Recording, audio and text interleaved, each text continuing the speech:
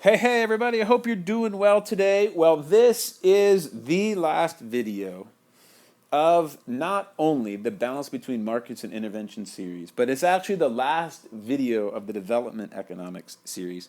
But more than anything, this is actually the last video in the entire span of IB economics, from microeconomics, macroeconomics, international economics, to development economics.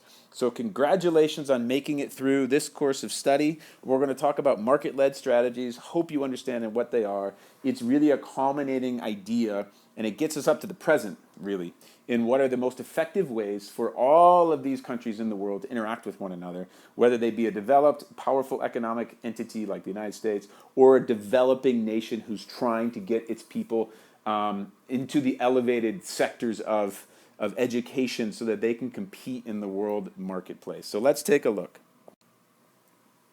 Well, first of all, here are some market-led strategies, and this is a repetitive slide that I showed on the introduction to this unit. But market-based strategies are really the same things as what we've been talking about all along, like free market policies, new classical policies, neoliberal policies. And they're basically saying like, hey, you know what, the government needs to shut up and go home. That's just like stay in your little buildings, right, in whatever your capital, and just go govern and create rule of law so that contracts mean something. Protect property rights. Make sure you protect patent rights. Just basically shut up and don't be business people, right? Just go be government and don't worry about the economy and allow the maximum free operation of supply and demand in the marketplace. That is the basic underpin. Those two things are the two underpinnings of market-led strategies. And so, what kinds of things would they promote in the developing in development economics? Well, export-led growth, growth through foreign direct investment, privatization of nationalized industries, deregulations of industries, pushing towards free markets. They would favor structural adjustment policies for developing nations, put forth by the World Bank and the International Monetary Fund. Why? Because those, in the long run, should lead to more growth and development in developing countries. And they believe in poverty reduction strategy papers, which is the newer, modern version of and more like good sounding title for structural adjustment policies, which are put forth by the IMF and World Bank. So these are neoclassical, neoliberal free market ideas, supply side ideas that are put forth by those who believe that the government needs to get out of the economy and let it run its course, and it will create the most efficient allocation of resources, not just domestically, but globally. So the movement toward market-led strategies really came about or emerged in the 1980s, and the catalyst could have been maybe the Reagan administration in the United States and the Thatcher administration in the UK. And this timing is also in line with the real culmination of the third world debt crisis. I don't like calling it third world because it just doesn't really apply anymore. But the third world debt crisis, which emerged when Mexico defaulted on all of its loan in 1982.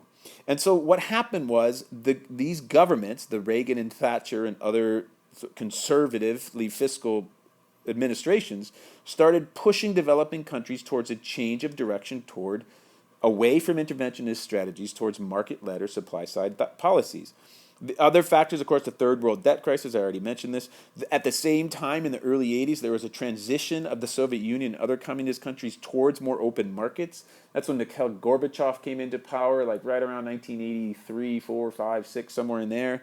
And he had a policy of perestroika, which was openness, right? And these ideas that the Soviet Union was going to collapse if it didn't modernize its economic policies. That's right the same time when China started modernizing its economic policies, and of course China survived, and the Soviet Union fell apart underneath perestroika and glasnost. But nonetheless, this pushed the other nations in the world towards market-led strategies. And then there was this perceived success of the Asian tigers. I don't really like that name, but the Asian tigers, these are the countries of Japan, Taiwan, Singapore, Hong Kong, and South Korea, who completely transformed their societies. Japan, not so much. It was there before, but recovering Japan transformed their societies to export-led growth, and it created these highly trained, highly competitive Asian countries that encouraged foreign direct investment and created these manufactured goods that people all over the world bought up, and as a result, there was enormous growth and development in those countries.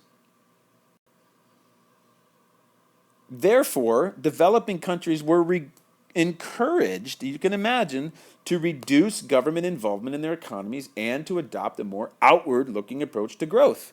And so these things were like freeing up domestic markets, liberalizing international trade, right? Privatization of national industries, and reducing government expenditures to eliminate budget deficits. I mean, these are like hard core, but also very simple supply side market led strategies. Government, shut up, go home, be your good, like, be a good politician, but you're not a good economist. Just go do your job, and they let the economy do its job. And these ideas prevailed throughout the 80s and 90s. But a number of concerns have emerged in the beginning of the 21st century, which gets us towards the most exciting, culminating aspect of this section, which is the realization that maybe a balance is needed. Why? Because there were a number of concerns that came out, like the infrastructure is that the reality that through market-based, market-led strategies, infrastructure is unlikely to be created through the market-based approach, and developing countries simply do not have sufficient infrastructure to adopt the free market approach, right? So this requires planning for the future and therefore government intervention. Another thing was it just sort of developed into this hypocrisy of developed nations, because although the more developed nations were promoting trade liberalizations, they themselves did not liberalize their trade. It's like classic, right? Protectionism in developed countries makes it very difficult for the developing countries to compete on a fair basis. And therefore, this inherent hypocrisy of developed nations led to the push to see that maybe there should be a balance between market-led strategies and intervention. The next thing is that this export-led success of the, quote, Asian tigers did not actually happen without government intervention. It's a bit of a myth, right? The governments of these countries were very, very interventionist in specific areas, especially in the products market that they needed help and protection before they were able to export. So they also were very wise and able to place great emphasis on education and healthcare.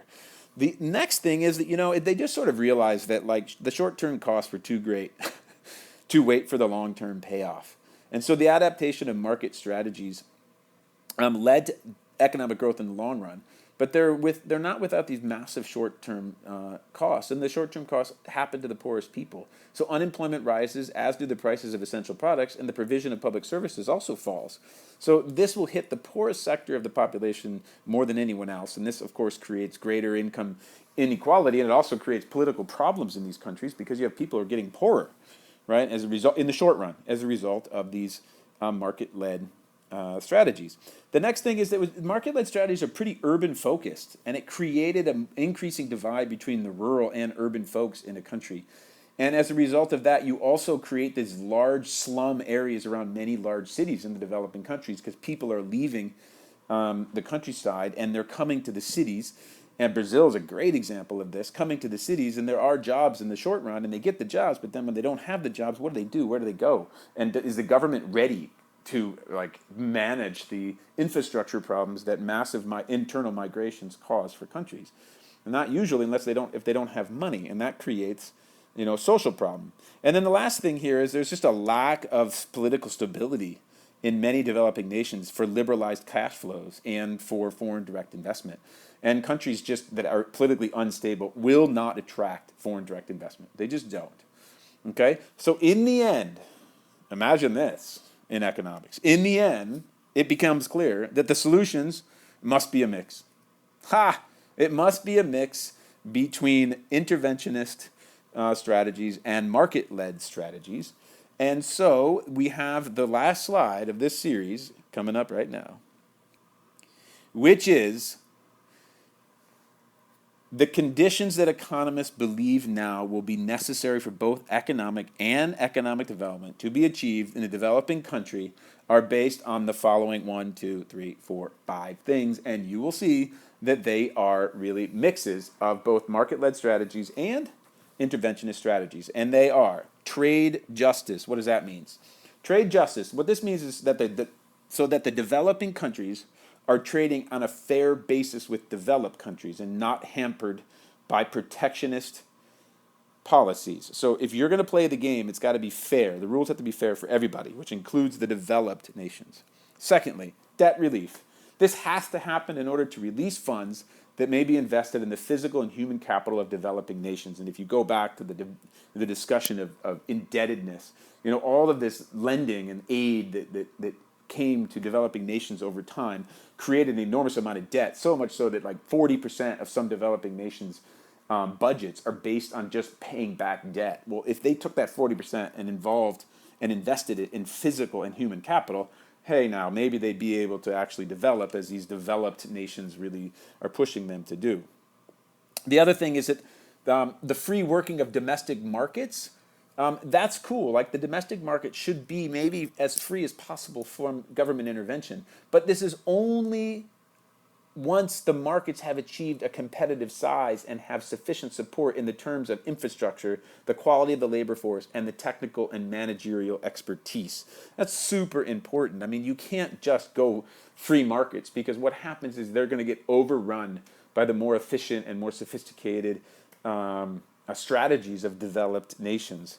The fourth thing is the encouragement of political stability and good governance from the elimination of corruption. This is critical for just imagine, if you're going to make an economic deal with anyone, you got to make sure that that deal is going to endure. You got to make sure that the government is going to actually live up to, enforcing the rule of law. And as a result of that political stability, then you're willing to take the chance and invest the money for foreign direct investment or anything.